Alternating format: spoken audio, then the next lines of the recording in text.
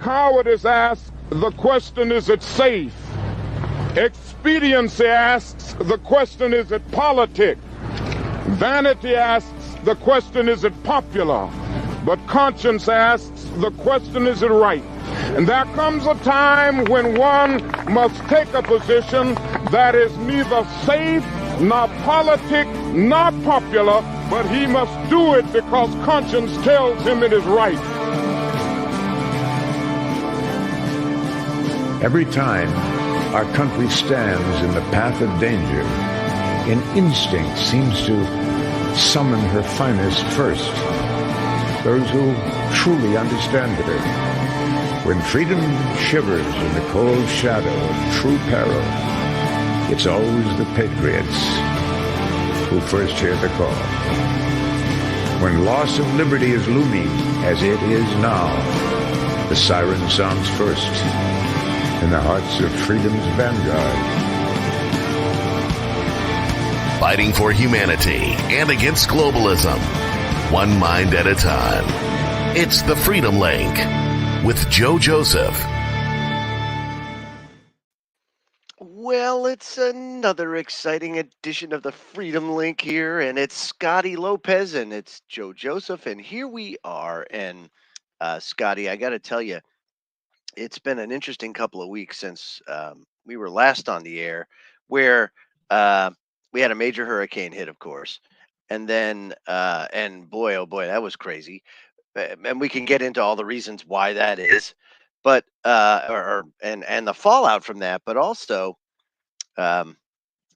the fear mongering's being really ratcheted up too in a way that we haven't seen in a little while.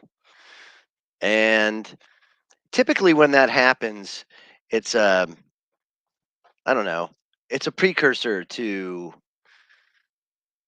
other events, almost like the 2-step forward, 1-step back approach, if you will, where Right. we're hitting that 2-step forward phase, when it comes to their hatching their master plan, the Great Right. Reset. And we're entering that time of the year as well, right, where these events take place, right? They don't call it the October surprise for nothing. That's a No, common you're term absolutely that right. is right. October There's surprise. I hate that, dude. I hate the October surprise. right. I'm not one that likes surprises. I know you probably don't like surprises, but I hate October surprises. They are the worst surprises ever. What was the other one too? There was like a September 23rd, wasn't there, or something like that? Wasn't September That 23rd a bad day too, or something? There was a meme September floating 20 around. Yeah, that September 23rd became a meme, especially back when we were doing the show with Kev, because it was the Ooga Booga Day. It was every year something was supposed to happen on September 23rd, and you had your guys out Exactly. there like, yeah, you had So your should we just your expect October? Is this a thing we should expect now? October surprises? Is this an annual thing that we're supposed to just have to deal with now? and I it's just like multiple surprises, right? Because now we're in an election year, and so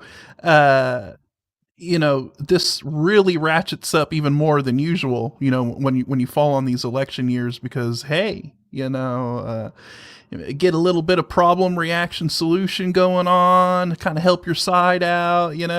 There's so many. It's not just one event either. It could be multiple surprises, right? Different Yeah. scandals that just pop up out of nowhere all of a sudden. Different events happening geopolitically around the world. Well, the Ministry of as Propaganda has been going overdrive.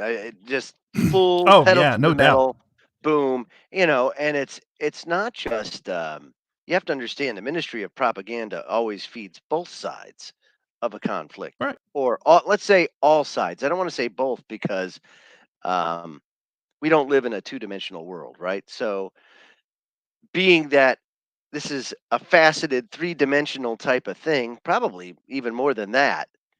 Um, the stuff coming out of the press and the amount of negativity and the amount of we said it, fear mongering is staggering. The last time that it was this bad was during the Bush era that I can remember, where Right. people had serious concerns about their future, especially right after 9/11.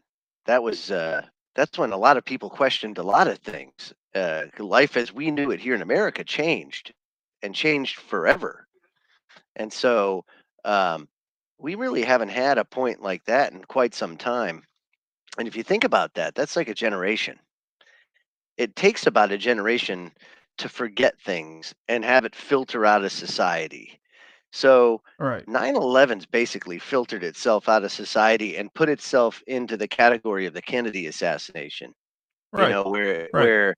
it's just not as relevant today as it was when we lived through it. You know, so that's one of the things. And now here we go, and we have this Russian. Um, I don't know. I hate to call it Russian, and I hate to call it Ukrainian, because all they are vessels. You know, that's all they are. They're just being played. Um, it brings me the Churchill comment, the Churchill quote that we played on our slideshow up so much when he talked about the Bolshevik Revolution, and basically how the European and New York bankers were the ones that controlled everything, that owned everything, that paid for everything, that financed the Bolshevik Revolution. When, if you think about it, it kind of was counter. Ooh, look at that!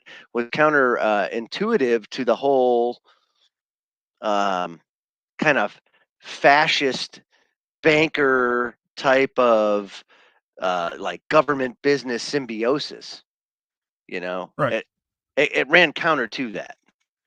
So it it's interesting how this has all come about. So you got like I'm just gonna do a cursory glance of some of the headlines, and we can talk about them a little bit. As a matter of fact, let's all do it together. I think that'd be a great idea. What do you say? Okay, so we'll all do that together, because when we do this, um, we can see a lot of things in there that perhaps might be a little bit of, shall we say, fear mongering, perhaps. What do Mm. you think? A little bit, Right.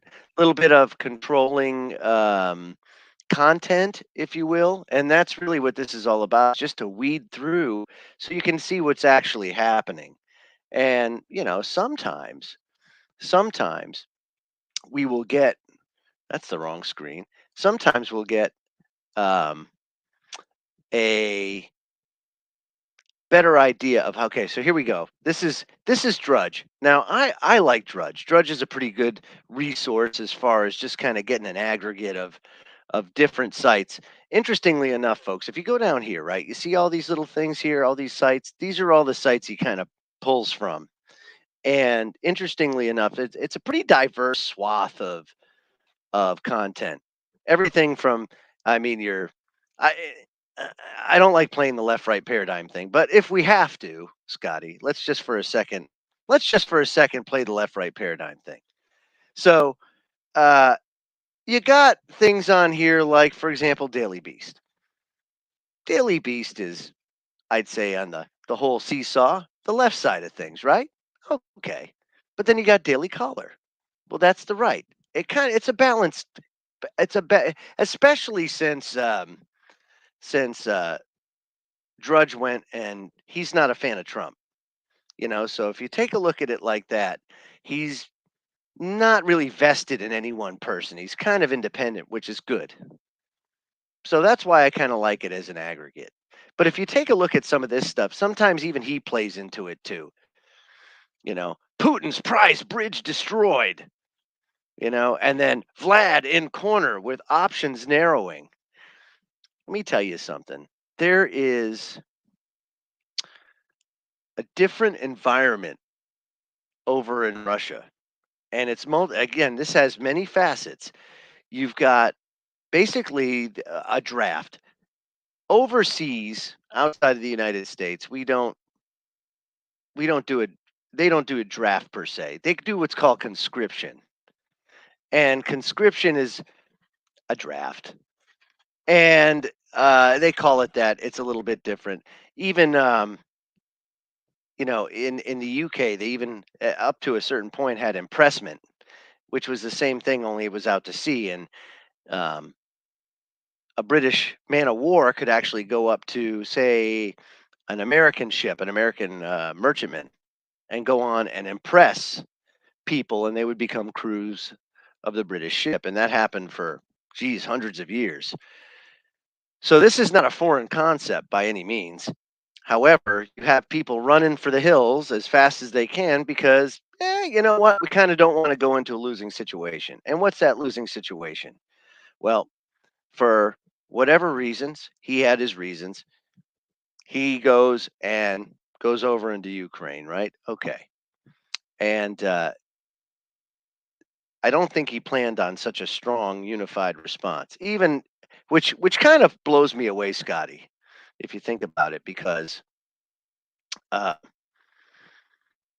this is exactly the kind of thing that would bring everybody together, you know. And I think the powers that shouldn't be know that.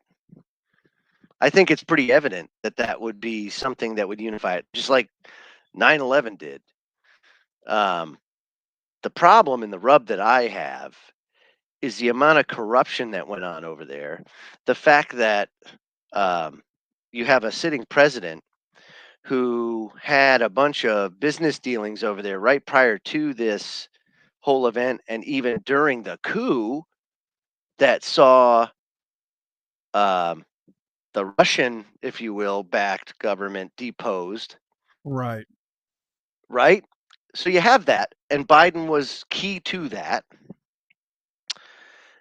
And then you have the business dealings of his son that go on from that point onward to what, right before he got elected.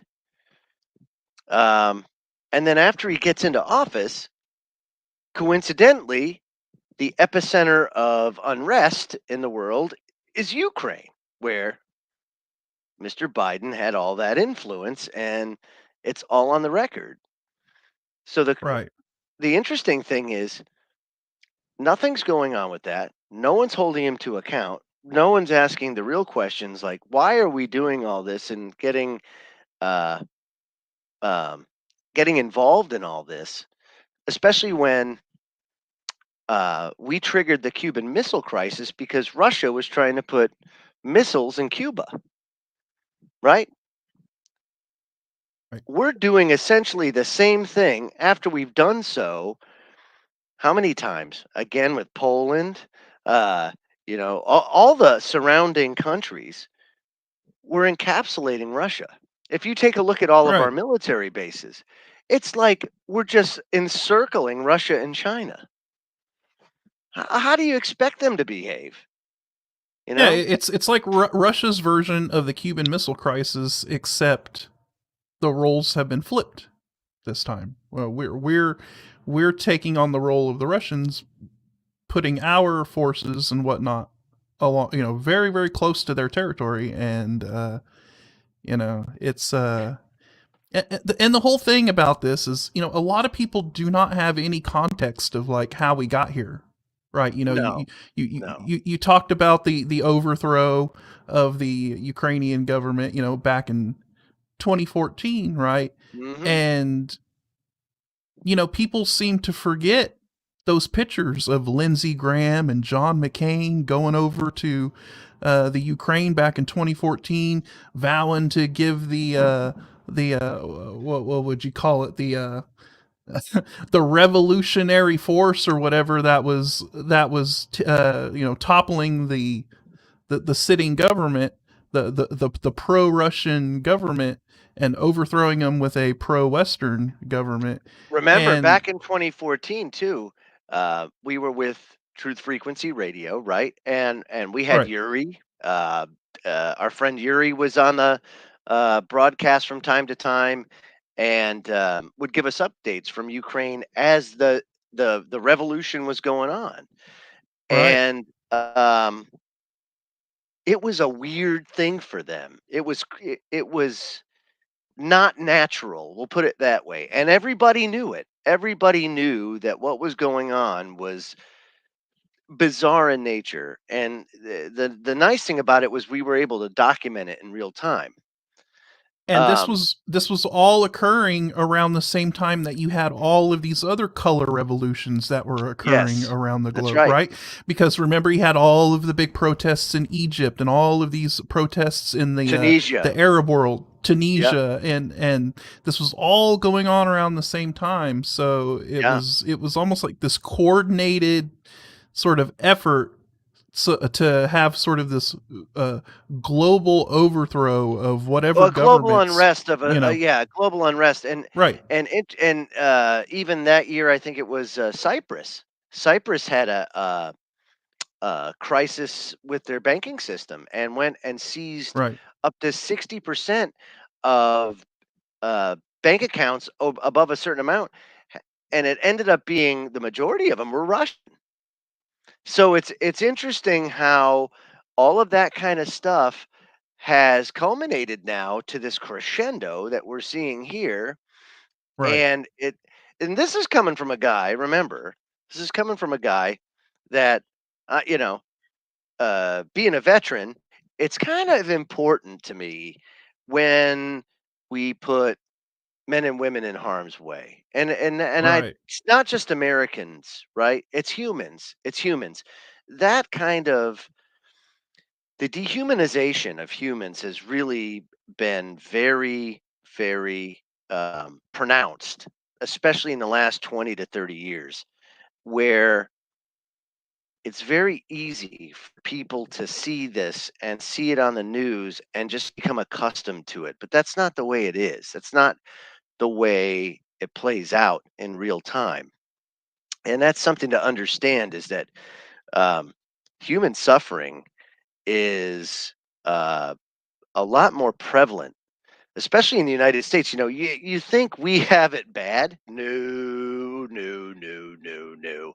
We don't have it bad. Could it be better? Oh, it could be a lot better, but we don't have it bad. In a war zone, uh, it can be pretty bad, where disease is rampant, where you never have enough medicine, food, sanitary conditions are absolutely deplorable. Um, you have a breakdown of services, the vigilantism that goes on, while condoned by some, uh, isn't really everybody's cup of tea. We'll put it that way. And right, um, and because of that, uh, the type of suffering when you're there that you encounter is tragic. It is life altering. It burns in your brain. You can't get it out. And all I can say is that we want to avoid that at all costs. That's why the founding fathers were um, pretty adamant on ensuring that we don't enter any entangling alliances that would get us into trouble because they saw it happen before. And again, the toll, the human toll, is tragic. The type of resources that go into it, the destruction of land, and we saw that specifically from World War I on with right. with the implementation of different types of chemical weapons and um, the introduction of high explosives and things like that. It really, really changed the landscape of things, but also presented a toxic element that uh, some regions still haven't recovered from. So uh, I think we need to be very careful when you start going down the road of warmongering and everything else. But what I really don't like is when you have situations like this, um, with Putin in a corner with options narrowing as your headline, because that's not. I would not want to frame it that way, and I certainly wouldn't want to sow panic, especially if I was trying to do things. But you know how it is: panic sells news, or so the old saying goes. And we've gotten into a habit of that whole type of cycle. And it says here, U.S. President Joe Biden admitted this week that American diplomats still did not know how Russian President Vladimir Putin could bring an end to his faltering war in Ukraine and save face. Let's be first thing. He's not thinking about saving face. Putin understands the position he's in. This guy is a long, an old salt. Let's just put it that way. He's an old salt. Yeah, he's been around for a while, and he yeah. Yeah. So first, let's get that straight. He's not looking for an off ramp. Not like that. That's not even in his vocabulary. So, how am I going to get out of this so I can do this? He doesn't care about that. Right. Where does he find a way out? Biden asked. Where does he find himself in a position that he does not only lose face, but lose significant power in Russia? No, he knows it's either I'm going to pull this off or I'm dead. It's all or nothing. He gets it. What I can't stand is this: Putin in a corner with options narrowing. He's not looking at it from a standpoint of I'm in a position of weakness. The man's got some weapons at his disposal that can really, really wreak havoc on American life and society. Some of it, you don't need nukes. Most of it, you don't need nukes. Are you telling me that he doesn't have technology at his disposal to do things, whether it be cyber attacks or anything else? Of course he does. Right. Of course he does. And another, yeah, and something I should point out as well is because the media and whatnot, and just people in general, like, oh wow, look at how bad Russia's doing and Ukraine. Look at all the their crappy equipment and all of that stuff. Hey guys, Russia has a buttload. And it just an absolutely massive overstock of old military technology or old military vehicles and whatnot. That, but from their account, they need to get rid of it. So losing it in the Ukrainian war really is not that much of a detriment to Russia. They're saving all of their high tech real weaponry for an actual real conflict. I'd be very careful about buying into the whole, it's they're running out of stuff. They're doing this. They're not running out of stuff. They're not running out of stuff. They're not running out of stuff at all. That's not how this works. They're getting rid of old military garbage is what they're doing. Yeah, that's what he's doing. See, if Putin is the tyrant that they're all making him out to be, just like Kim Jong-un over in North Korea, he will put more resources towards that weaponry than other things that we would typically do in America, right? So social services, and if you take a look at the Russian military budget, it's a fraction of what we spend every year. It's like 10%, 10%. So that right there is a very, I hate the way they frame it. Yeah, he's in a corner. Right. He's losing. There's a fear tactic being deployed here, and they're trying to get the masses to kind of tamp down a little bit. They're tamping us down, right? Look at what's going on over in Iran. Not afraid anymore. More violence as Iran protests enter the fourth week. It's pretty crazy over there right now, and I'll tell you why. Yeah, this has been very interesting watching this kind of unfold, and it's hard because Iran really likes to try and clamp down on the amount of information that filters out of that country, but it's been very interesting to see what has come out so far from there. There's a lot of unrest and turmoil going on in Iran right now. Well, and of course, you know that not just us, but the Mossad and other clandestine agencies have their Right. hand in it. Of course they do. It's being It's fomented, of course, obviously.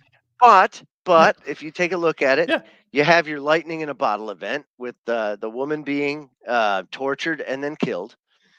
And now you've got 4 weeks where hundreds of people have been killed in these protests. And this is probably some of the worst protests that have happened since the Shah was booted from Iran and Ayatollah Khomeini seized power in 1979. So that's an interesting thing. So you have a lot of unrest going. You have it over in Europe. You have Italy that just elected. Look at all the press is like, oh, we've elected Hitler. Oh, in Italy. Oh God, no. And is it really? Is it really? Is she the second coming of Adolf Hitler? I kind of feel like she's not. Well, I mean, I'm just saying. it, anyone slightly right of Mao is Hitler in their eyes. Yeah. So yeah, That's a pretty right. wow. So Yeah, no, but you're right. It's true. yeah.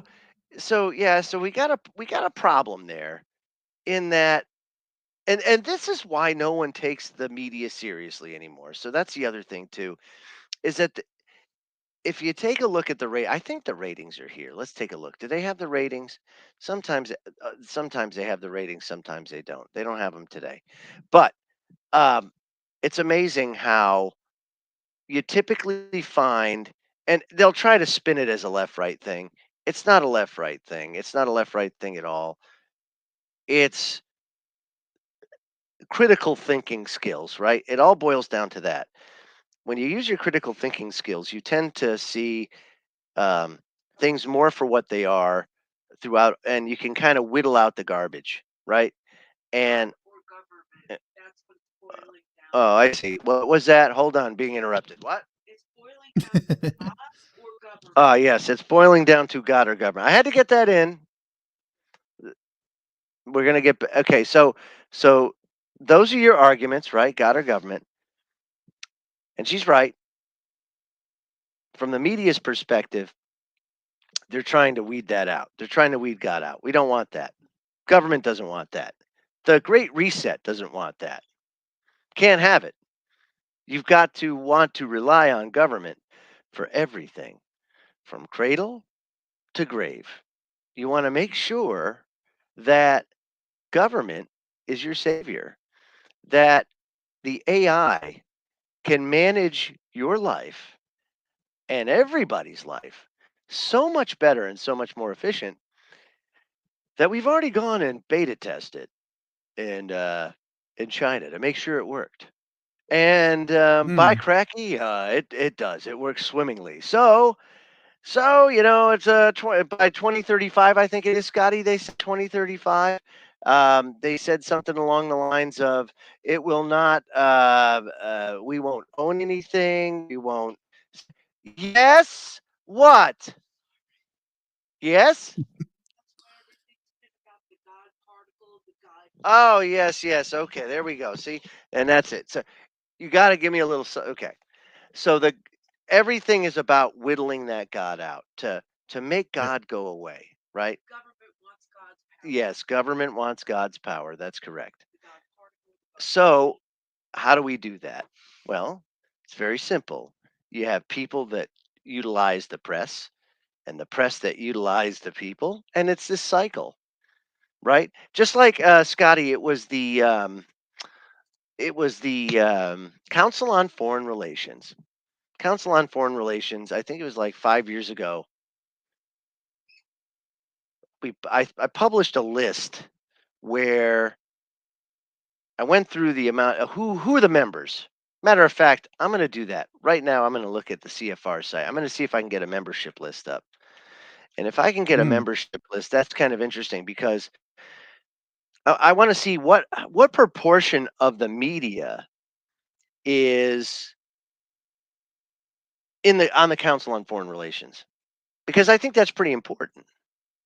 because I'm sure there's quite a few. Probably, I'm sure there's at least a couple of really key media right? figures Yeah, that I are would think there would members. have to be. And when it comes to these these groups like the CFR, Trilateral Commission, and all of that.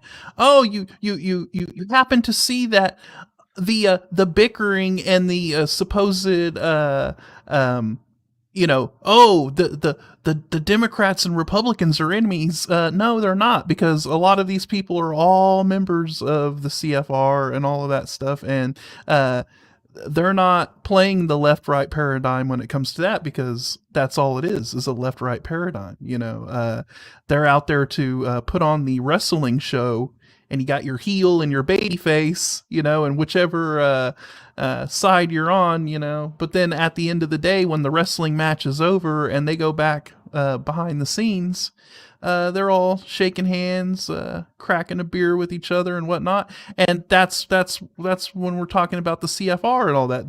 This is where the real alliances and the real handshakes and deals and whatnot are being made, and the real policy of where they want to take us is occurring, is at these think tank groups, right?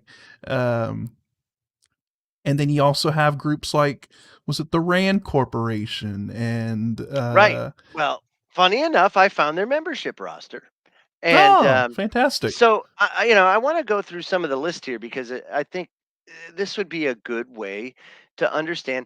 Oh, don't worry about what they do or who they are or anything like that. I'm going to bring up this list, and we're going to go through some people, and just if you see a name you recognize, just think about where you've heard that name and see how many of these notable people are actually members of this organization.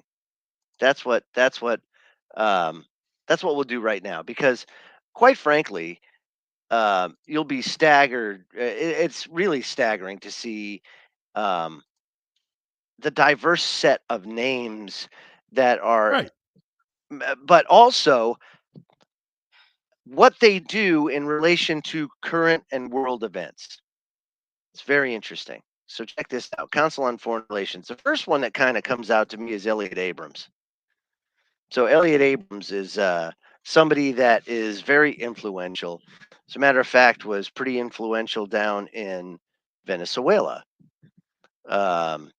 When Maduro went kind of bots, if you will, and rigged the elections and all that kind of stuff, and maintained power, and he's a dictator and blah blah blah. They sent Elliot Abrams down there to be the American interface. And interestingly enough, member of the CFR, Council on Foreign Relations. Remember that, because all of our foreign policy, the majority of our foreign policy, is basically dictated by the CFR. And then the Right. CFR will go, they tell these people the plan, and boy, all the minions execute it. So if anybody wants to know about the man behind the curtain, if you will, the CFR is always a good place to start. Also notice Stacey Abrams. Very interesting. I was looking at that. Huh. Yep. Very, Stacey very Abrams, interesting. Council on Foreign Relations. Yeah. What does she know about foreign policy? But I digress. We don't have to worry about that. Let's see who else is here. Anybody? This is just the A's, by the way. We got to keep going, but I'm just going to see if I can see anybody that really just sticks out. Let's see. If you see anybody, buddy, just let me know, because we're getting there. Yeah, We're I'm getting there. trying Just, to. I'm telling you, But it ends up being that you find these ones that are just like, whoa, and then you figure out, wow, what was he a part of? What was he? Where do we tie him to, or her to? And it ends up being great. Roger Altman. I mean, big money there. Yeah, Benjamin. Yeah, it is kind of like the Hellfire Club. Yeah. I thought that was Michelangelo. No, it's not Michelangelo. See, now I will tell yeah, you this. I will tell you this. The membership of the council has exploded. It right. never used to be 5,000 members. So they changed the way Right. that you get in now, where you have you're nominated, and then you have to have somebody second. It'd be So nice yeah, if there was a way you could filter it to just like maybe senators yeah, Secretary of or Defense, politician. Secretary of Yep. Defense. Boom, yeah, there he is. So he's Hmm. part of it. So again, think about this for a second, right? So you're the Secretary of Defense,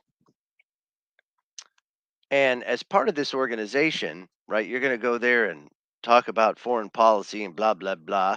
Well, these people, they're all going to give them ideas, if you will, and they're going to talk about things in a forum where it's no holds barred, where anything goes, where nothing is off the table.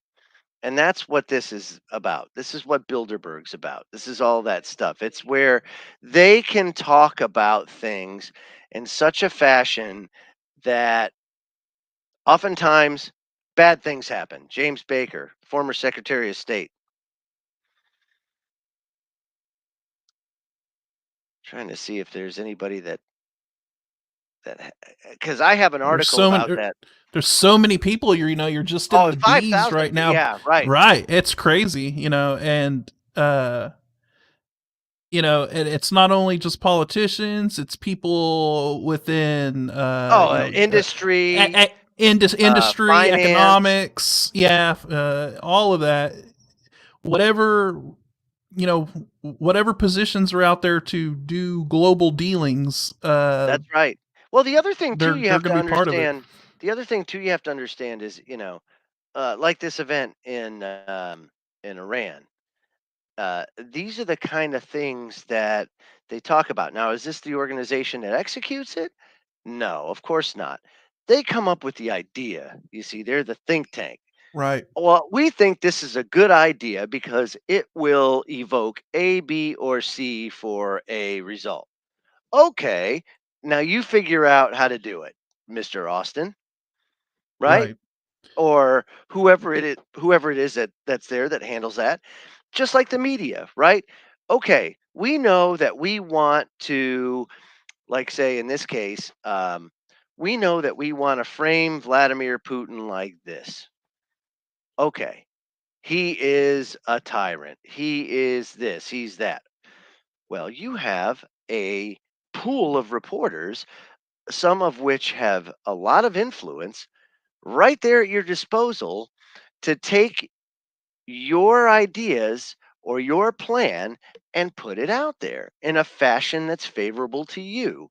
Instead of doing exactly what they tell you in journalism school, two rules: always follow the truth because the truth is a story, and two, don't enter into or have any biases that would prevent you from following rule number one. It's really simple.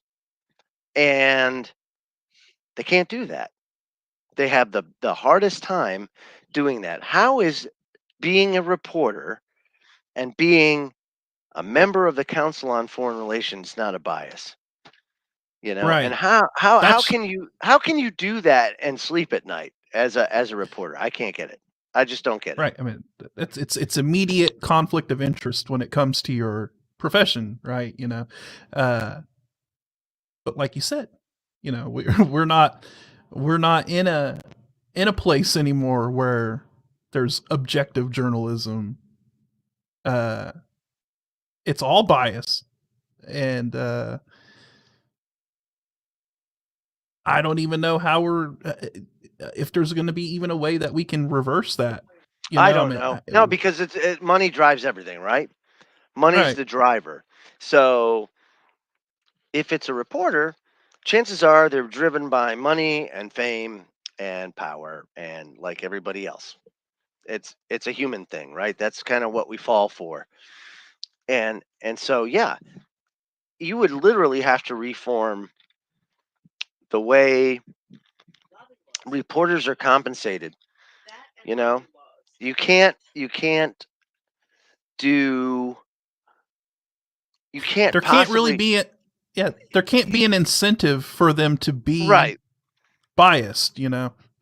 And the same thing So with the same thing with our non-representing representatives, right? You gotta restrict lobbying in such a fashion that the common man is not pushed out in favor of the big corporation. You can't do that. Right. Can't do that. Exactly. Yeah. So Exactly. terrible, terrible. So fear mongering, big thing, and they use it effectively when you typically have a crisis that's going on or something that they want to deflect from. So there's some more. Another COVID wave is coming. Yes, that's right. So Mac at shtfplan.com wanted to highlight this because they're really trying to keep as much distraction, as much noise out there to keep people from focusing on what's going on, right? So it says the mainstream media is desperately trying to continue to panic the masses over COVID-19. And now, you see this? There's a new wave starting in Europe. And the ruling class's mouthpiece needs everyone to blame the lack of vaccinations and things like that for the cold cases and the flu cases. But really, it's the problem is you can't. They try the Mando route. Mando doesn't work. Mando doesn't work. So now you've effectively tuned out your populations. They don't trust you. So if something really does happen and it's a really bad strain or it's a really bad disease, now you're really screwed because no one's going to trust you to be able to take any medicines that might be beneficial, even though you probably know they're not. But you get my point. So Right. it's going to be just that much more devastating in the long run. But the problem that you have with this one is the medicines that were put in place to begin with never worked. If anything, they were counterproductive and they did more damage because it was rushed through and nothing was tested and everything was just absolutely haphazardly managed. You know? Yeah. Right. Yeah. And not only that, it gave a lot of these would-be tyrants, an excuse to clamp down on everyone and, enact all of these lockdowns and go hog wild with their power trips, and so that's another element to all of this, right? And you were talking about fear mongering and all of that. I mean, at what point, in my lifetime, I don't think I've ever seen that amount of fear mongering except for maybe, like you said, maybe after 9/11. They love these catalyzing events, don't they, Joe? And that's the thing. When we were talking about the October surprise or maybe something coming on, looming, on the horizon, people have to, kind of keep an eye open and keep their little radar dishes up swirling around because they really love big events because it allows them to do they get to do what they normally couldn't do, right? Right, exactly. After 9/11, boom, Patriot Act, TSA, all of the stripping of everyone's liberties. Well, in all this that case, stuff. it's important for it's important for the ruling party to be able to maintain any sorts of emergencies that they have in place because right. those emergencies are important for them to be able to rule via executive fiat, and which is what's been happening basically since Truman. It's been a national emergency of one way or another since Harry S. Truman. Has not stopped. And why would you want the emergency to end? Just like if it's going to enable you to have perpetual power, for the foreseeable future, until it comes to an end. And so they don't want any of these emergency declarations or these COVID emergency declarations or anything to run out, to go away, so they want to try to keep that gravy train going as long as possible. Yeah. And yeah. No, that's So absolutely true. So, uh, they try, and remember how I was saying 2 steps forward, 1 step back. right. So, in Delaware today, there was a ruling in the Supreme Court, Delaware Supreme Court, on voting by mail. Now, we all know that the voting system is totally and completely corrupt. They try to deflect it to the machines. The machines are only part of this thing, right? Elections are so much more than the machines. Elections are a machine, or a series of machines in general, of people, of resources, of all sorts of things that tie into the whole election cycle. So, first of all, it's idiotic to say, "Wow, die bold." Okay, whatever. Back in 2008, um, I interviewed Bev Harris from Black Box Voting, and she was at the time a trailblazer, where she kind of went to her local elections and started holding them accountable and asking for like the tapes and reviewing the tapes and all this. And that's where she kind of um, honed in on the fact that the tapes don't match the count, and this don't match that, and this and everything else. And she found the first recorded um, abuse of the electronic voting machines. And ever since then, there was, not to say that it couldn't happen again, but through her efforts, a lot of reforms were put into place and changes to the system to where the machines themselves are not really the problem. That's the problem. And they'll spin it to say it's the machines, but it's not the machines. Now, the Delaware Supreme Court today did something that I thought was pretty good, considering I have no um, political ideology or left, right, or anything. This was fair. And they ruled that voting by mail and same day voter registration laws were unconstitutional. Now, I know everybody listening is like, duh, of course it's unconstitutional. Yeah, but normally these people get away with it. Right. In this case, Scotty, in Delaware, they wrote a law. Uh, the Delaware state legislature wrote a law, passed it, governor signed it. Um, Delaware Supreme Court struck it down.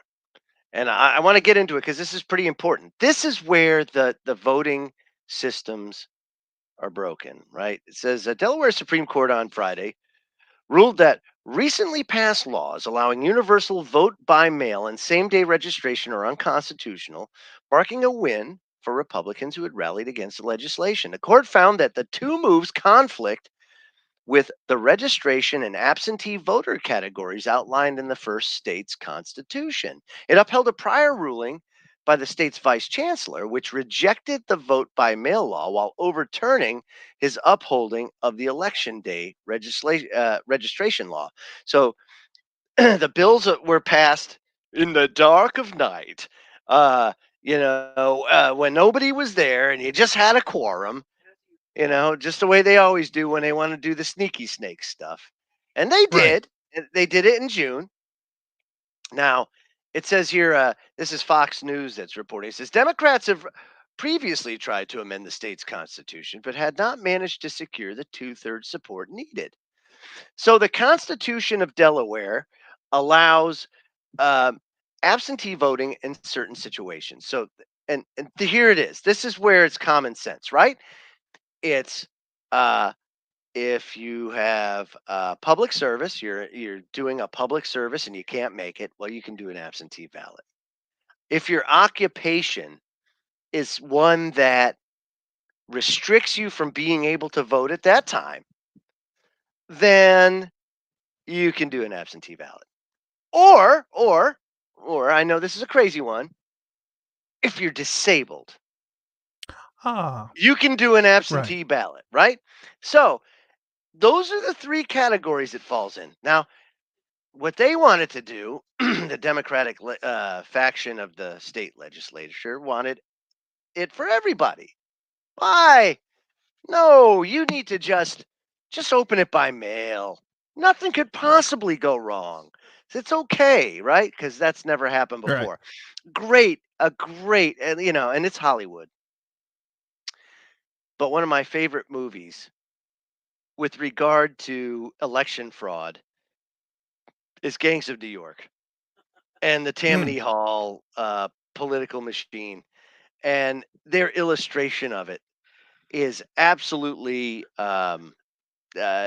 priceless. I mean, that's all I can say. And if you have 3.5, 4 hours of your time, because it's a long movie, it's one of the best you'll ever watch.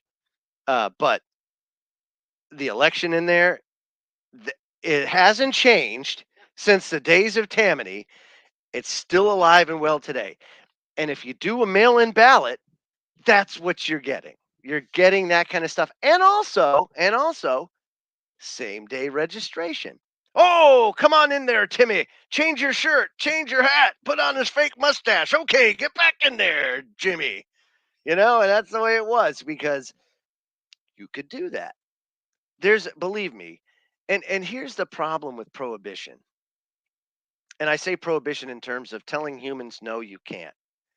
When you tell humans, no, you can't, humans are not as dumb as you think.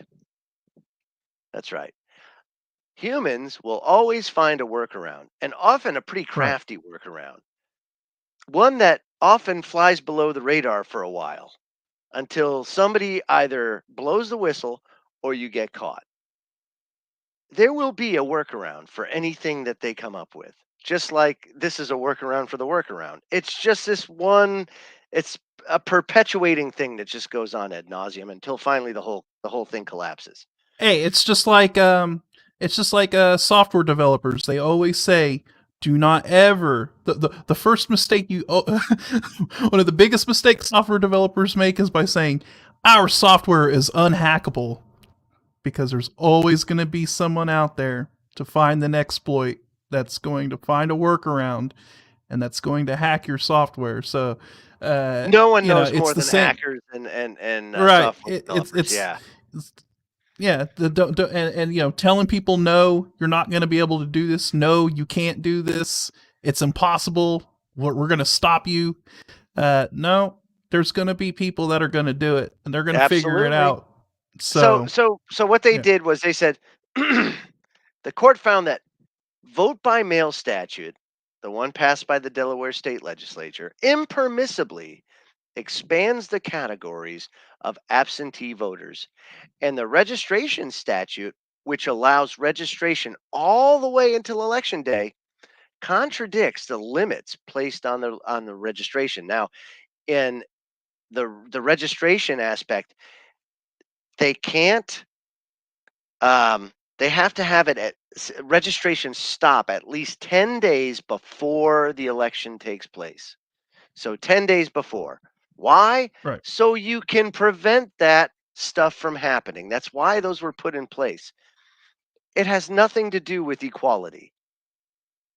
It's a red herring argument. I can't stand it, right? Equality isn't that. Okay? You're just as capable of walking to a voting precinct as you are riding a bicycle, as you are taking a bus, as you are taking a horse or a mule or anything you'd like. You can get there if you so choose. No one's restricting you from going. You just have to do a few things, register to vote, and show up. And that's it. It's not hard.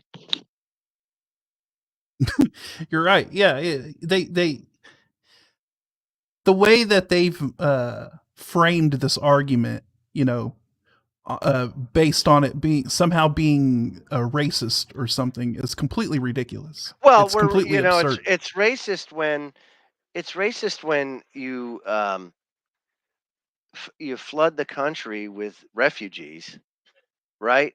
And then you say, well, you know what? They don't. We can let them vote. It's good. It's good. Now, Right. look at. I would say that if it was the way the country was initially set up, I would say absolutely yes. But post Act of 1871, when the United States became a corporation and we became shareholders of the corporation, um, the corporation's money technically shouldn't be going to or for people that aren't shareholders. And if they Right. want that, then they should become shareholders. Now, that doesn't, and this is the problem. I say that with an asterisk because that doesn't stop the human tragedy that's unfolding, right? So, No. and there's a big human tragedy, and it's one that you can't ignore.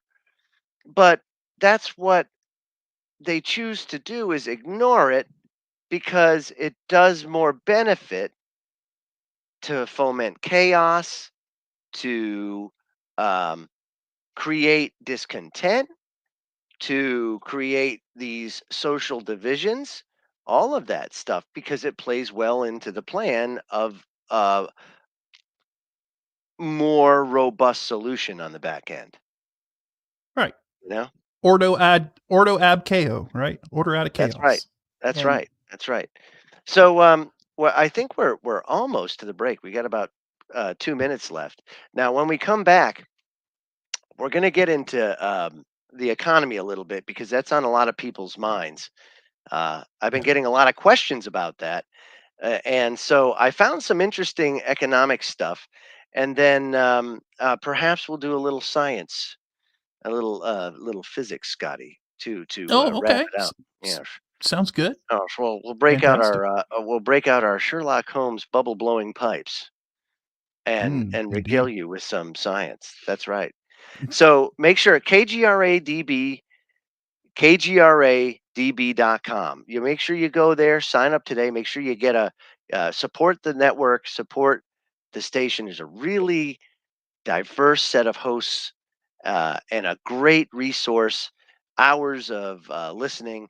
Of course, you can go to YouTube and check it out as well, but support the station because I'll tell you what, we have a lot of great people doing great things here, and we'll be right back after this. So I'm going to let Bill take it from here.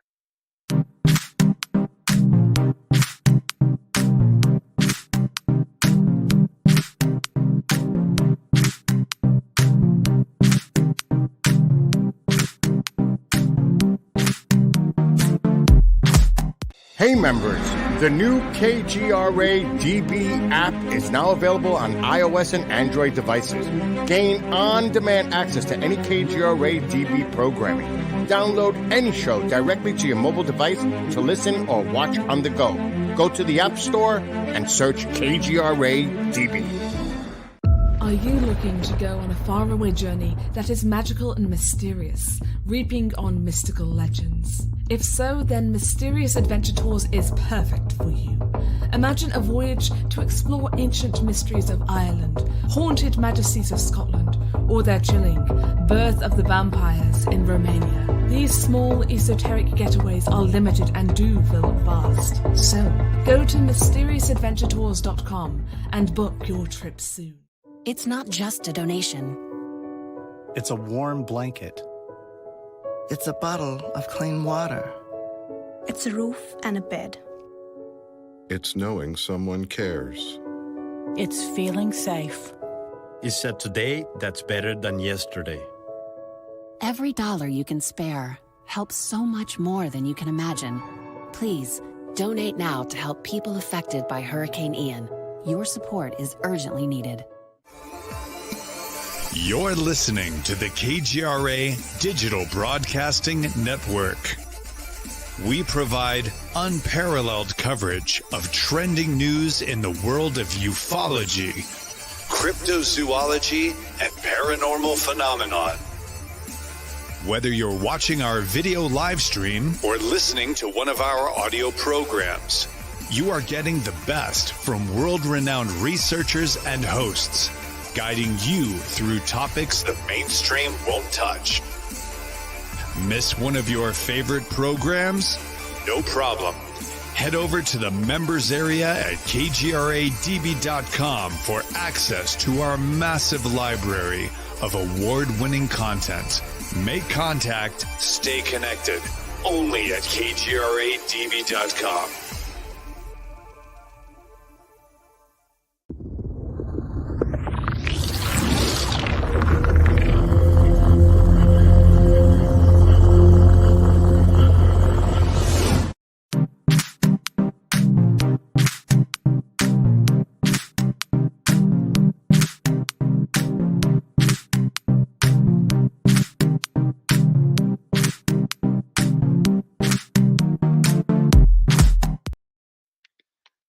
Well, we're back, and hour number 2 is here, and getting into a little bit of the whole economic disaster that's going on. Dude, I spent, what was it?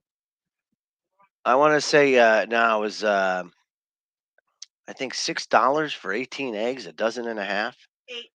Oh my God, But, it's yeah. horrible, man. Mhm.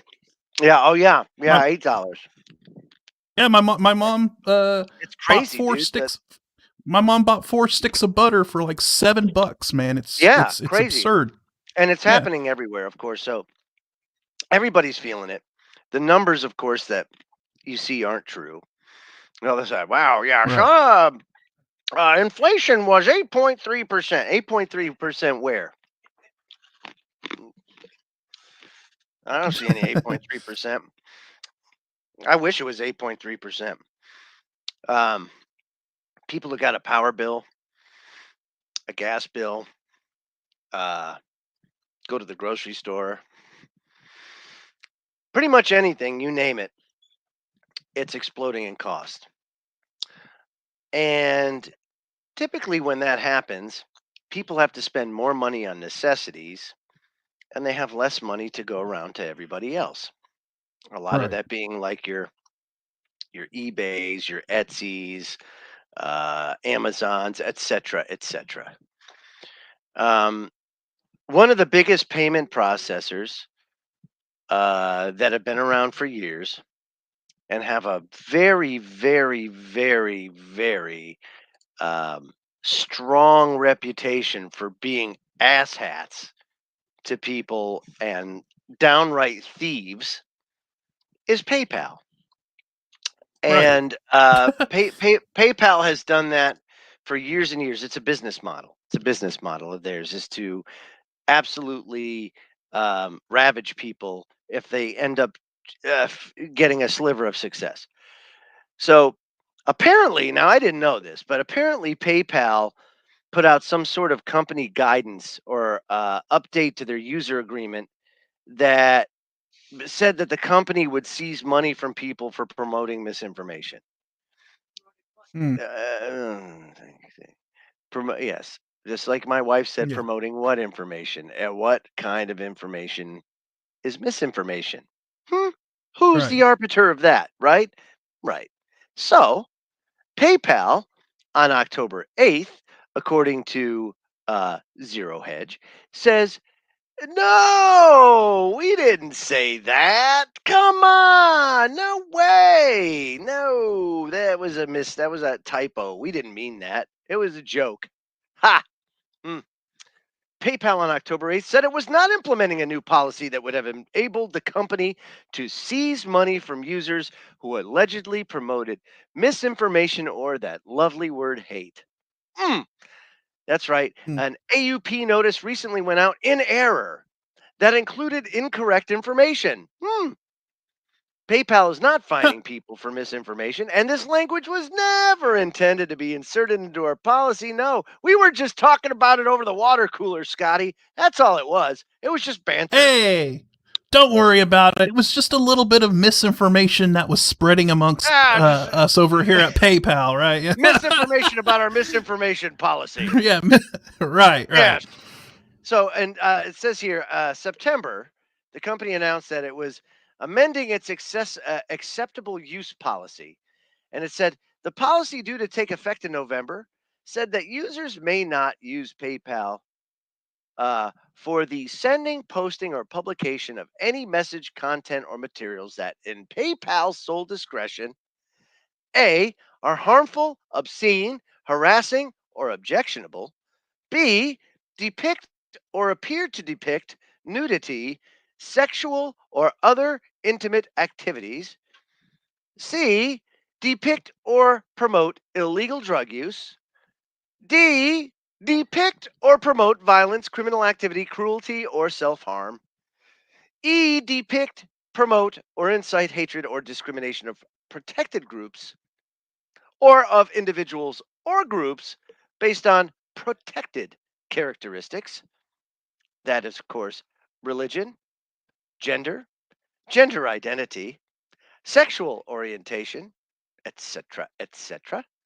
And, of course, present a risk to users' safety or well being, are fraudulent, promote misinformation, or are unlawful, and there's two more. Infringe on the privacy, intellectual property rights, other proprietary rights of any party, or my favorite, the vanilla, or are otherwise unfit for publication, or are otherwise unfit for publication. So if you do any of that, by God, the repercussions are going to be liquidated damages of $2,500 per violation. The money will be taken directly from a person's PayPal account. Well, they don't have to worry about that with me because I ain't got none of that in my PayPal. Of course. yeah, you and me both. Right. But I mean, it's like now. So back in the day, right? This was a long time ago, probably 20 years ago. Right. There was a site called PayPal Sucks, and you could go there and you could read the horror stories. And my wife and I had a very brief brush with them, long enough to pull chalks and never do business with them again. But Right. But a lot of people had their well-being taken away and lives destroyed by PayPal just because they wouldn't give PayPal the information that they were looking for. Information, by the way, that was quite inappropriate relative to the business that they were doing. So that is something that they are very well known for. And this is not something that you don't not take seriously coming from PayPal, because they itch to seize your money. Because what they'll do is they invest it, even for a short period of time, while you can test it, it's gaining interest and they're making money on it. And they do this to thousands upon thousands of people, almost like a Ponzi scheme or a cycle or something like that, where they just kind of Right. go through their usership and just keep on doing it and just kind of rotate through people. It's terrible. You know, it was Right. one And time that's why we were selling I was vintage gonna say clothes, Scotty, and they Yeah. wanted to see copies of our electric bill. Wow. That's Like, wild, dude. Why? Are you what? What do you need my electric bill for? You know, and that kind of stuff. It's like, what does that have to do with selling clothes? They also wanted receipts for every single item. And they wanted receipts for every item that she was selling. And it's like, well, what That's if you crazy, made the man. item? It's vintage. Right. The stuff was made 100 Right. years ago. I don't have the frickin' receipt for the damn thing. It's just crazy. That's why you only put money in your PayPal account when you're going to use it, and then immediately, you don't keep anything in there. Absolutely. Because, You absolutely nailed it, though, Scotty. It's just, Right. don't leave anything in there except what you absolutely need to, because they are renowned for it. But you typically see these kinds of activities when you have a major economic event or downturn unfolding, which of course everybody's feeling it. You know it.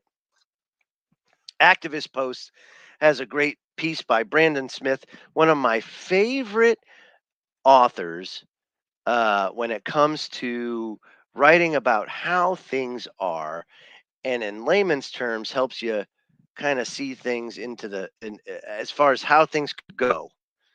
And the first things that people will say is, "Wow, all those guys there, they're all doom and gloom all the time. Wow, we're always going to collapse. They're going to be right. Broken clock's right twice a day." Yeah, well, the problem is it collapses over time or throughout history Right. take years and years and years. They're not. You have shock events, Scotty, but the collapse is not the shock event Right. and then nothing. And a lot of these people who have been warning of, an economic collapse and whatnot, and like you said, people are like, oh, they're just fear mongering. They say this every year or whatever. But to your point, this isn't just something that happens on one day. It's not like a singular event that you can just pluck out of the air and be like, oh, the economic collapse is going to happen on November whatever on this year. No, it's a slow process that That's right. eventually starts accelerating. It's a snowball effect. It starts off slow, it starts gathering steam, and then once it crosses the threshold of no point, a point of no return, then there's nothing you can do about it. And then you go into the economic death spiral, right? So it's not something you can just put a date on. It's something that has to play out over time. So Brandon writes, I've said it many times in the past, but I'll say it again. He says stock markets are a trailing indicator of economic health, not a leading indicator. Rising stock prices are not a signal of future economic stability. And when stocks fall, right, it's usually after years of declines in other sectors, just like we were saying. So a lot of people look to that Dow Jones Industrial Average and they say, it's going up. It must mean my 401k is growing. It must mean we're doing all right. And that's it. And they go right back to work. They really don't know. It's all automated. Everything is automated. Very little interface. So as long as the stock market's up, we must be doing good. And Brandon's actually very, very right, is that it's not. It's not an indicator or a leading indicator of economic health. And he said anyone who started investing after the crash of 2008 probably had zero concept of how markets are supposed to behave and what they represent to the rest of the economy, because they've never seen stocks more freely without central bank interference, and they've only witnessed brief glimpses of true price recovery. And he's absolutely right. Think about it. The reason why, or one of the many reasons why, inflation bit so hard so fast was because of the quantitative easing. right. We'll use the terminology, even though it's money printing. When Right. you print money, you devalue or you water down your currency. And because of that, you inflate it. It's worth less. It's pretty simple if you think about it, right? And um, the Federal Reserve has done it to the tune of $9.5 trillion. $9.5 trillion. That's insane. That's staggering. That's on top of the $31.5 trillion in the national debt that we have. That, if you break it down by the numbers, it's roughly like a 2010 split, if you will, between the Social Security Trust Fund and foreign holders of debt. The problem that we have is they've watered down the currency to the tune of $9.5 trillion and injected an enormous amount of liquidity that then gets hoarded by the rich people. Not you and me. We don't get it. Maybe somewhat, but it's more like crumbs to a pigeon in the park. And then so you have that where it's all being hoarded. So it's not driving anything. It's not driving productivity or even consumptions. Consumption rates decreasing rapidly. You also have the crisis over in Ukraine that's causing issues with oil, which is a very important resource because it goes into virtually everything we use and do. So much more than anybody thinks. Like you got President Biden, Scotty, and he's on the air and he's talking about, wow, we got to do away with oil. We need more electric cars. Well, what about Tupperware? Has Right. anybody thought about Tupperware? Like how about like all those little, the bags, anything plastic. Plastic. Right, exactly. So just I want everybody to sit back and think about how many items do you interact with on a daily basis that is made of plastic or polymers of any kind. Yeah, you're touching something that needed oil to produce. That's right. So that's a problem, yeah. right? That's a big problem. So it's not as easy as just moving over to electric cars and solar panels. It's a No. lot more diverse problem than that. So you got that going on. So there's a shortage. That's going to cause prices to go up, right? Then you have avian flu, you've got drought, you've got flooding, you've got cats sleeping with dogs, you've got all sorts of crazy crap going on that has totally taken everything and discombobulated it. Normally, if we were responsible and the world was responsible, we wouldn't have run up and ratcheted up all this debt to where we could respond to that kind of thing.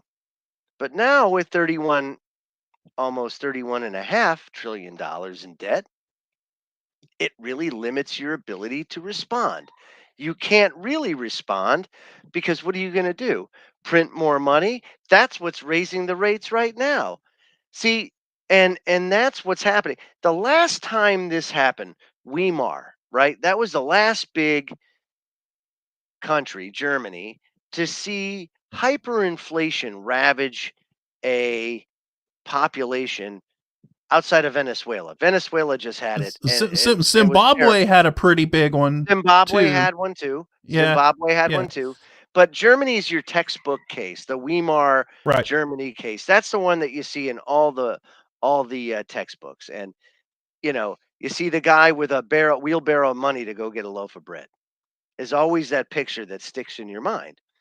And how did that happen? Well, they kept printing money, printing money, printing money. Why? Because they didn't have enough money because of reparations. So they said, well, to pay for reparations in World War I, we're just going to print it and give it to them.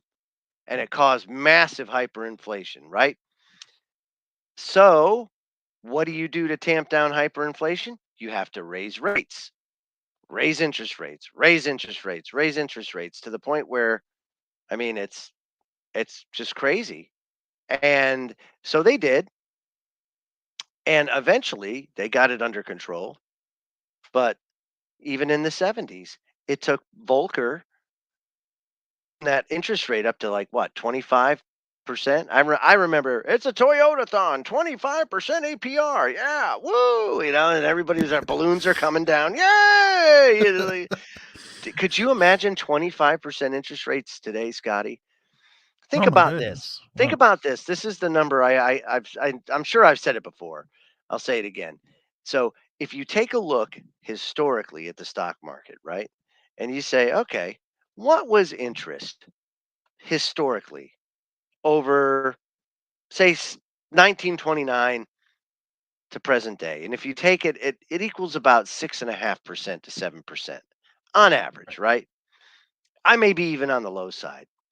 But if you take that, and as the debt is matured and reissued, assuming people buy it or countries buy it, right now they've got a problem with that. No one it's like they're having a problem. There's so much debt that needs to be cycled through and around. the same customers aren't buying the debt. They lost the big one. Russia. Russia used to have almost $1 trillion in our debt, and they would buy it.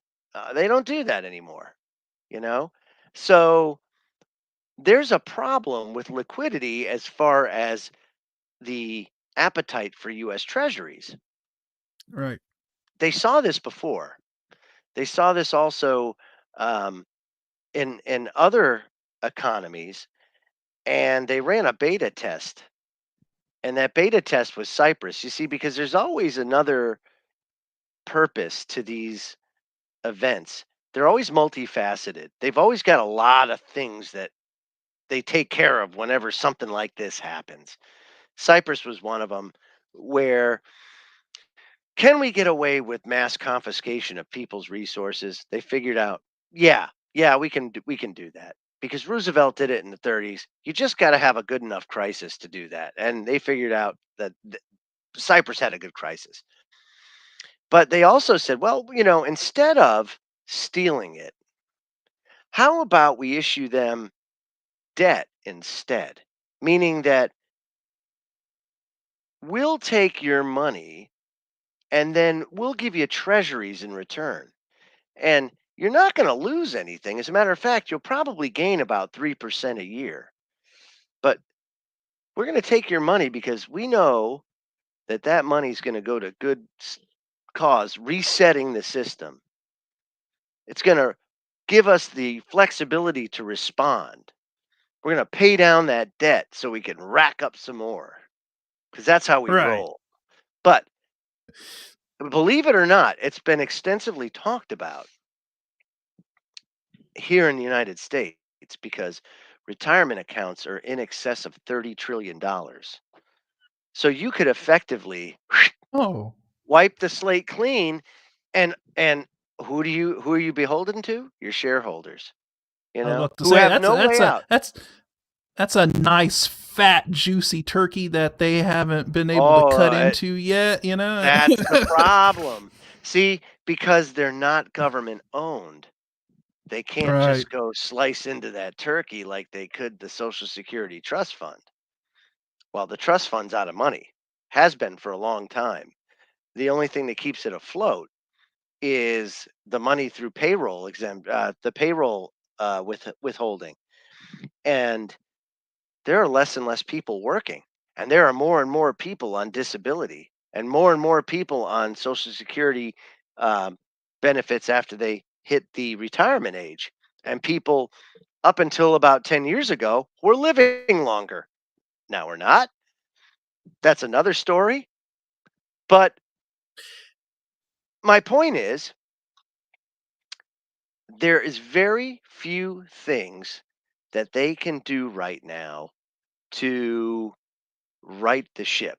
The ship is in bad shape, and any intervention that they do and the resulting activity afterwards will not be comfortable for anybody. Okay? So No. that's important that Sure. everybody knows, right? Now he says many alternative economists, myself included, saw a threat like this, the QE threat, the print, for 14 years. It was always, if the market took a dip of 10% or more, they opened up the spigot and they added and injected more liquidity. So they wrote all these articles, a swath of them. John Williams, Brandon Smith, you name it, they all did it. And it says the change. This is Brandon wrote. He wrote the changing of the Fed chair is absolutely meaningless as far as policy is concerned. Jerome Powell will continue the same exact initiatives as Yellen. Stimulus will be removed. Rates will be hiked, and the balance sheet will be reduced, leaving the massive market bubble the Fed originally created vulnerable to implosion. Now, this was back in Right. 2017, he wrote it. An observant person might have noticed that central banks around the world seem to be acting in a coordinated fashion to remove stimulus support from markets and raise interest rates cutting off supply lines of easy money that have been a crutch for our crippled economy. Now, think about that for a second in regards to supply chain disruption. If the money isn't there or the credit isn't there, then you will not have as robust a supply chain as you are used to, which is exactly what happened. It wasn't the war, it wasn't COVID. To an extent, it was COVID, but it was much more recoverable than what's going on now. The problem is liquidity is being pulled and there is none left because it's all being hoarded by corporations and their rich shareholders. And because those assets are being held, they're not being injected into the system, and the system's starting to falter. That's what's going on. And that's why you have these major supply chain disruptions and no real investment to bring things up because it's just not there. And that's also why you're seeing the stock market go up, because these corporations are getting that boost of cash and it's causing their stocks to go up. That's right. You know, Absolutely. Because they have better dividends, better returns for their shareholders. They're going to get a bigger price for their stock. So it's going to go up. Now it says the Fed supports markets through easy money that feeds stock buybacks. And it's primarily buybacks that kept stocks alive for all these years. There He you says go. yeah, thank you. It should be noted that as indices like the S&P 500 plunged 20% or more in the first 6 months of 22, buybacks coincidentally decreased 21.8%. Oh. This is Imagine to say there seems to be a direct relationship, perhaps, between the level of stock buybacks and the number of companies participating versus the decline of stocks overall.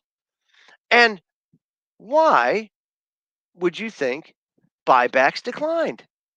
Why do you think, Scotty? I'm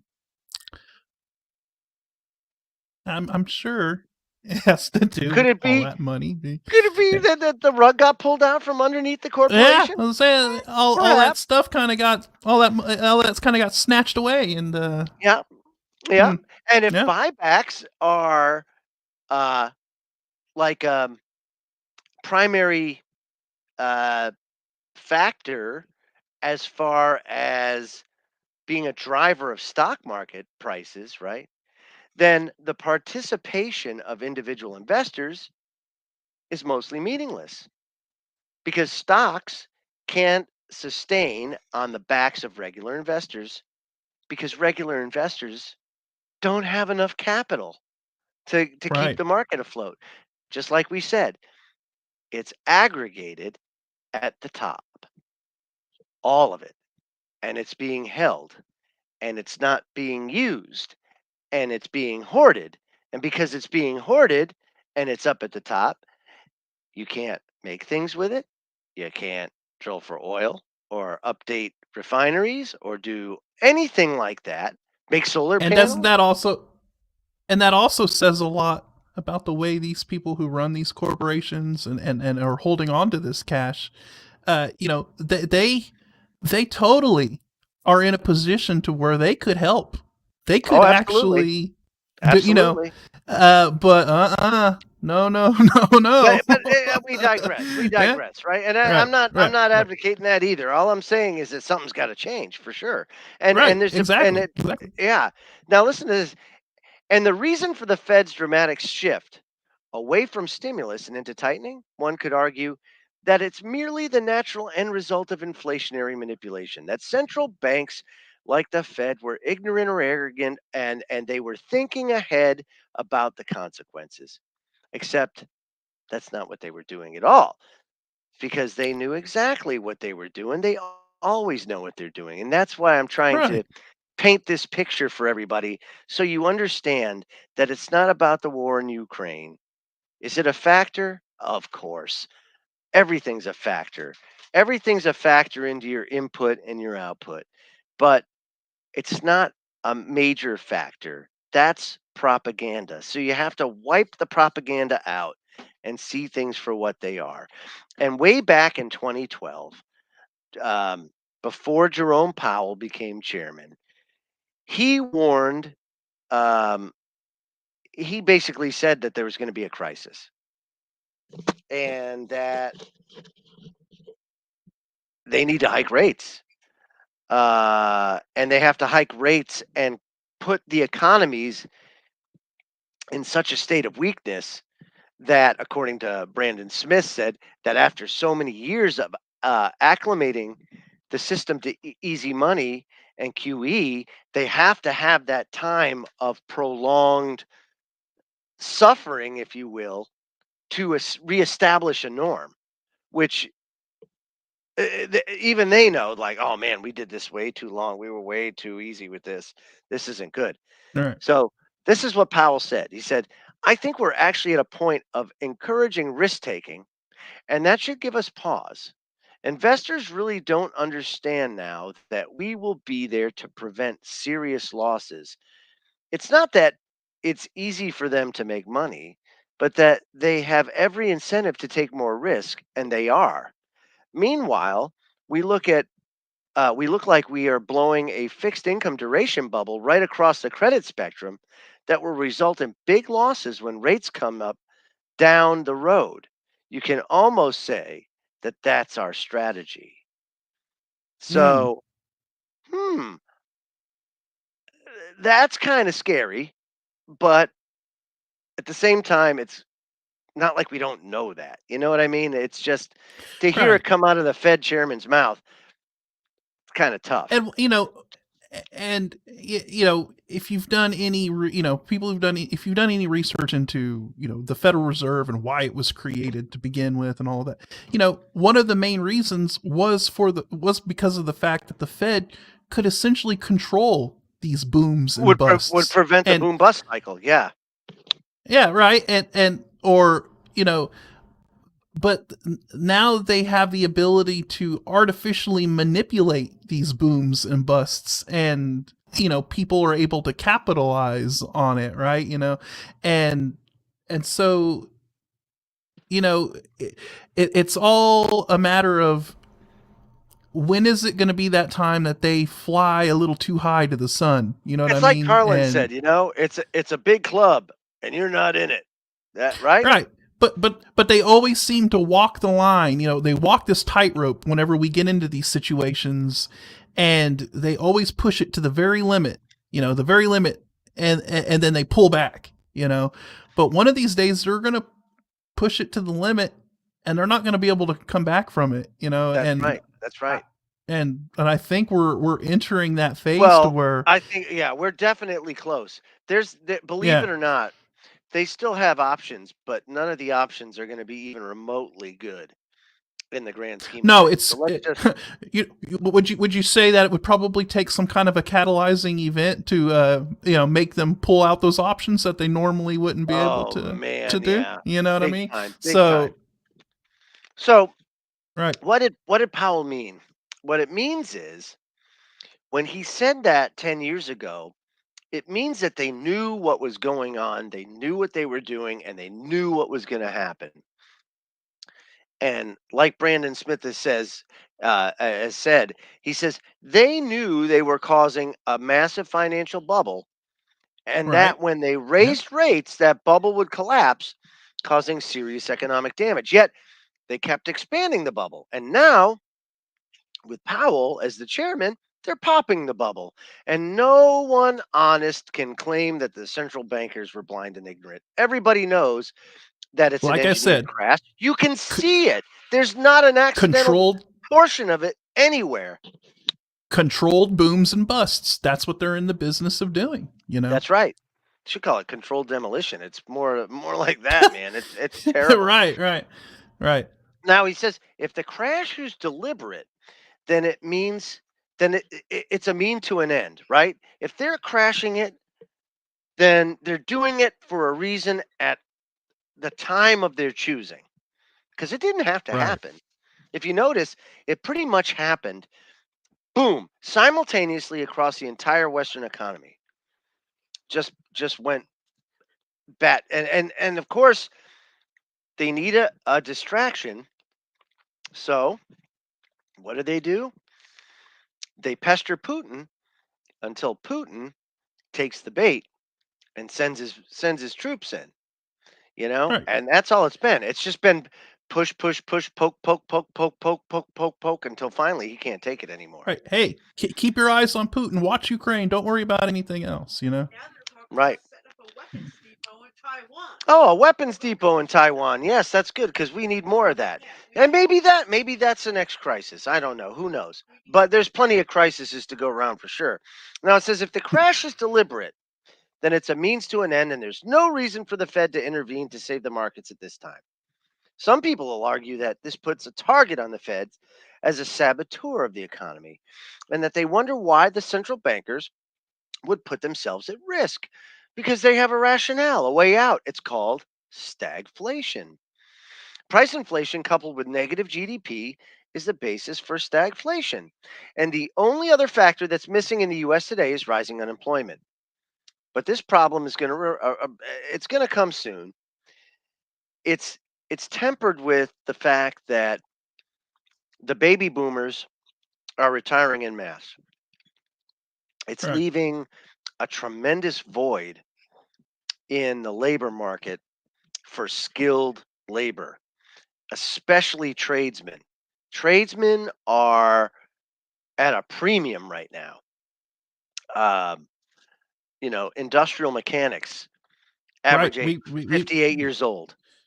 We've got businesses around here. They're desperately looking for welders and things like that. So there was a great piece. I got to bring this up because this is very relevant to that, and I think you'll see. Let's see if I can find it because this has a lot to do with kind of where we're going with the ideology, and I can't say I don't.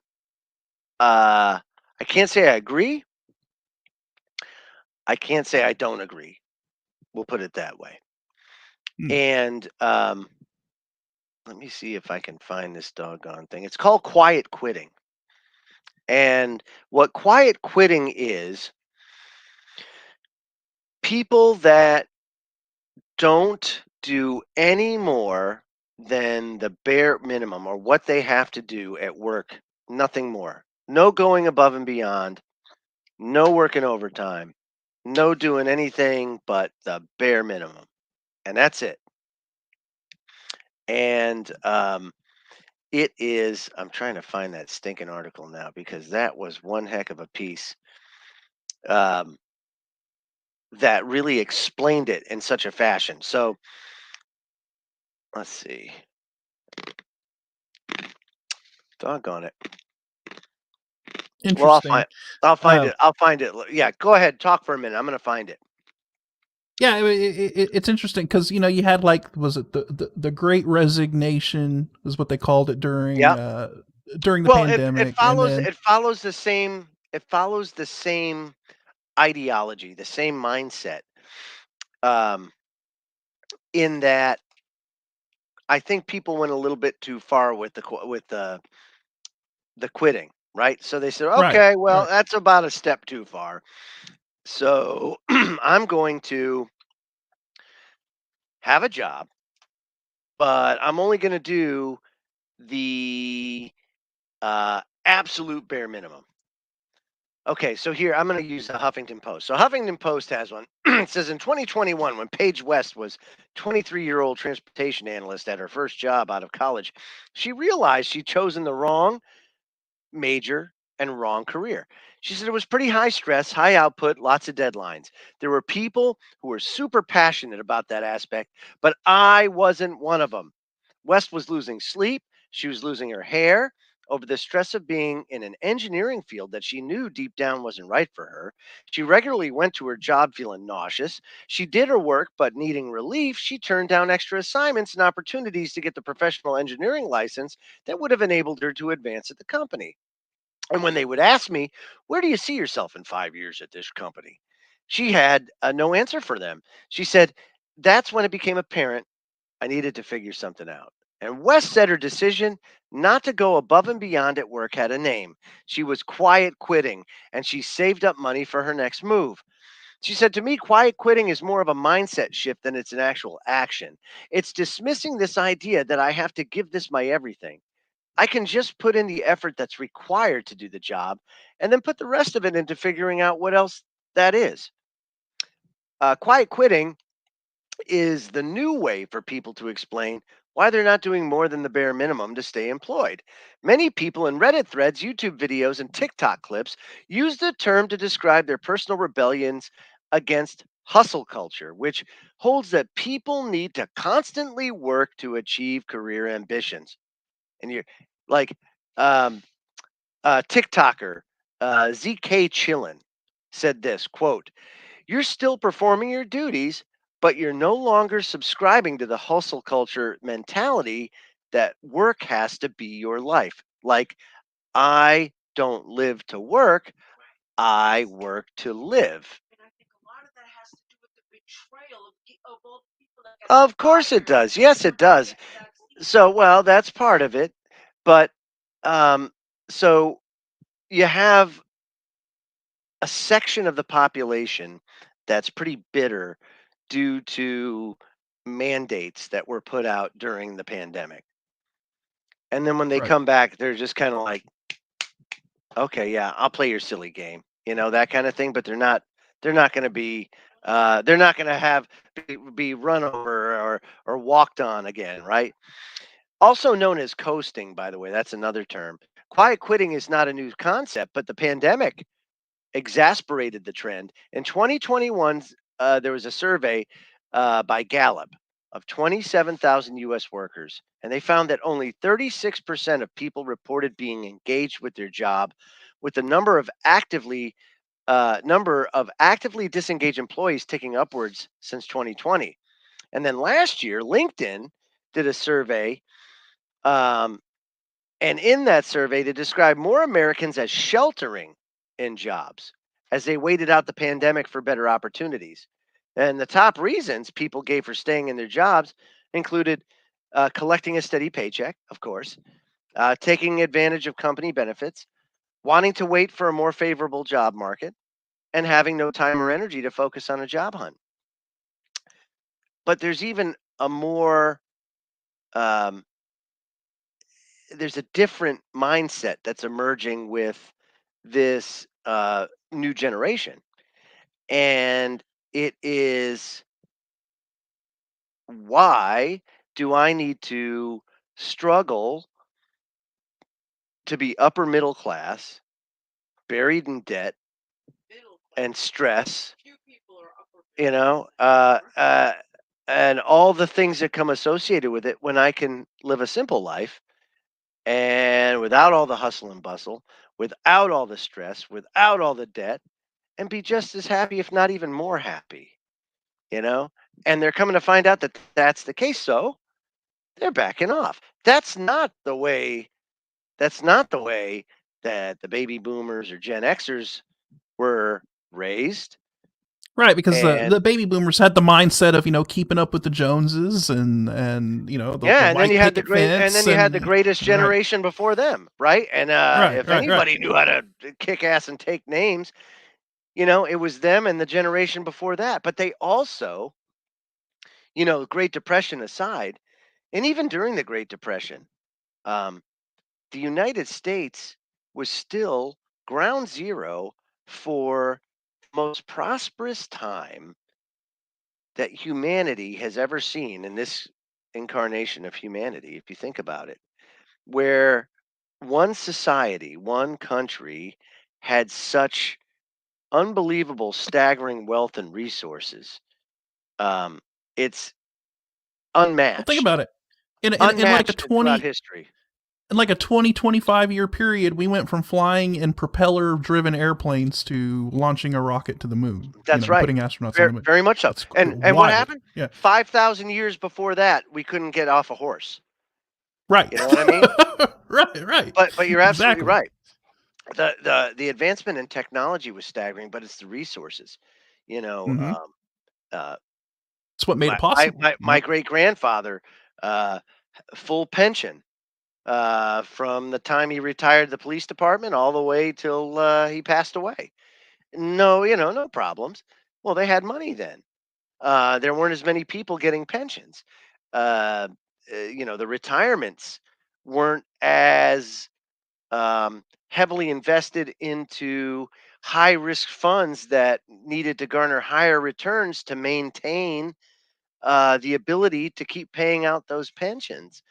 And so over time, they became cost averse because of irresponsibility. If you think about it, had there been prior planning along the way to see, and they knew that there were problems, that this was unsustainable, and they could have stopped it well before it became a problem, but didn't happen. And as a result, we're where we are now, where it's a major crisis that's going to be a major pain. And how many years, Scotty, have you heard about kicking the can down the road with debt, kicking the can down the road with retirements, kicking the can down the road with everything else, time and time and time again? So it should be no surprise to anybody that we're here now. But the problem Right. that I have, Scotty, is that, like, if you take a look at what happened last week. Now, we haven't been on the air in a couple of weeks, and there's been a lot happening. Bank of England had a bond crisis, a bond liquidity crisis that almost uh, toppled their currency. Oh And wow. yeah, and it was pretty bad. They had to do an intervention of historic proportions. And when I say that, not basically on the size of it, but it's not the way things are supposed to work, right? Just the So, fact that they had to, just the fact that they had to do it in general well, was they kind had of to like, wow. intervene. Yeah. So at the Yeah. same time they're raising rates, they're printing money. Now, that is very bad. Now, if that's not a warning signal that you're not doing so good, I don't know what is. So think about that. Printing money causes your interest rates to go up because you're watering down your currency. You raise rates and pull liquidity out to increase the value of your currency, to bring down inflation, right? That theoretically, of course, because nothing makes sense anymore. But now England is raising rates and printing money at the same time. Cool. So, yeah, that's hyperinflation. That's what that's called. Right. In case anybody didn't know, that's what's going to happen. So, if they don't change course and they keep doing that, you're on that's the death spiral right there. That's the death spiral. And that's what you want to Right. try to avoid. Now, here in the United States, the Fed has a major problem on its hands, and that's how do we pull this $9.5 trillion out of the market that we flooded in there without collapsing it? And the answer is they don't know because no one's ever done it before. It's total uncharted Right. territory. That's a hell of a problem for them That's a to giant have to bubble. That's solve. a huge bubble. Right. That's a huge bubble. So, it's just one of those things that you're just going to have to see. But the labor market is also playing a role in this, and rightfully so, because the quality of life and standard of living that everybody was so accustomed to during that time of unbelievable and unparalleled prosperity, that we're not, first of all, we're not going to see that ever again. Let's be real. I just want 100% crystal clear. Those days are gone. They're over. They're never to return. Don't believe what you hear in the news. Don't believe what you hear with the talking heads. Those days are gone. Yeah. Let's just be real. Those white picket fences and Hope it little was fun while Timmy it lasted. Sorry I and missed it. Fido. Right. Yeah. Yeah. Sorry I missed the bus. But bus ain't coming back. The bus is left and it's not coming back. So that's number one. Number two, because it's not coming back, we have to understand what's going on to stop and fix it. as best you can, but that's not coming back. You can't have it back. It was an unbelievable binge of resources that generations upon generations are going to have to pay back unless they do it like I was telling you before. Let's just confiscate the retirements and then we'll just call it a day. In which case, I think you've got other problems on your hands if you do that. Right.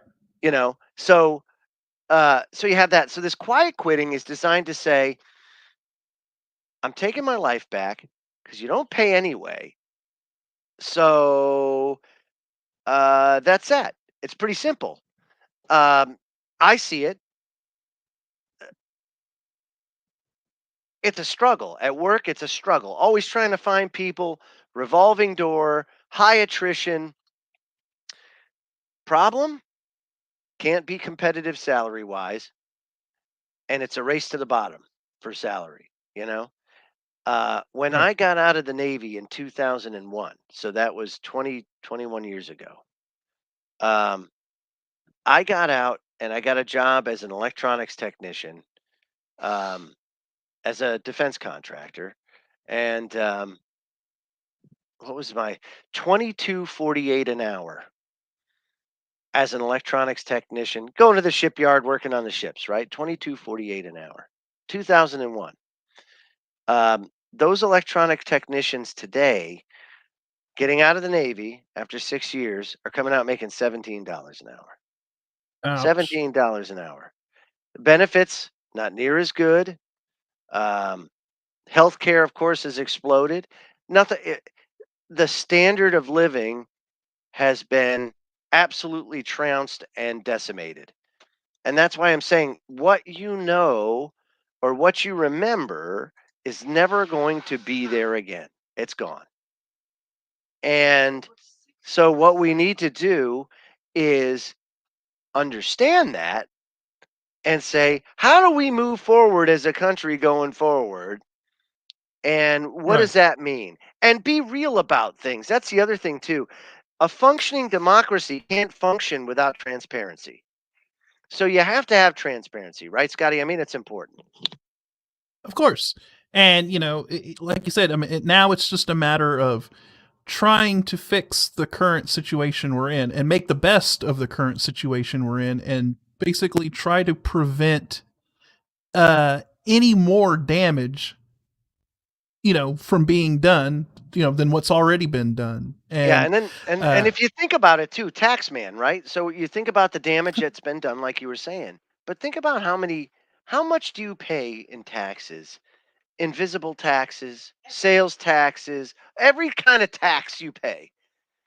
And you could put a percentage. It's insane. State, local, federal, the whole nine. You're paying almost over 60% is going to the tax man. In one way, shape, or form. We fought a revolution for 3%. Right. 3% tax. Exactly. That's how off base we are.